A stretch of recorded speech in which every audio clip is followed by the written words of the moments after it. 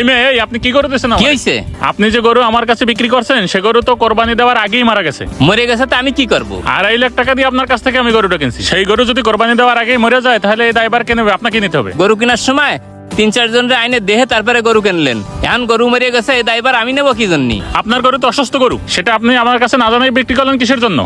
এখন আপনি আমার 2.5 লাখ টাকা ফেরত দেন, তা না হলে কিন্তু আমি আপনার নামে মামলা করব। আপনি আমার মামলার ভয় দেখান? আপনি যে আমার কাছে থেকে গরু কিনছেন তার কোনো প্রমাণ আছে? হ্যাঁ, প্রমাণ তো অবশ্যই আছে। আমি যে 2-3 জন লোক নিয়ে এসে গরু কিনছি তারা অবশ্যই আপনার বিরুদ্ধে সাক্ষী দেবে। কি হয়েছে কাকা, চিল্লাপাল্লা করতেছেন কেন? দেখো বাতি, যে আমি কোরবানি দেওয়ার জন্য ওনার কাছ থেকে একটা গরু কিনছিলাম 2.5 লাখ টাকা দিয়ে। সেই গরুটা কোরবানি দেওয়ার আগেই আজকে মরে গেছে। কি কোন কাকা, কুরবানি দেওয়ার আগে গরু কিভাবে মরলো? কিভাবে মারলো সেটা ওনার গরু, উনিই ভালো জানে। ওনার কাছে একটু শোনো। হ্যাঁ তাও তো কাকা, কি হয়েছে? আপনি ওনার কাছে কোন গরু বিক্রি করেছেন আর মরছে কিভাবে? গরু মরছে না উনি নিয়ে মারি ফেলাইছে, তার কোনো ঠিক ঠিকানা আছে? আন্দাজে আমার উপর দোষ দিলি হবে? না, আপনার উপর দোষ দিলে তো হবে না। আপনার গরু তো মরতেই পারে না, কারণ আপনার গরু তো জন্মে সুস্থ সবল ছিল।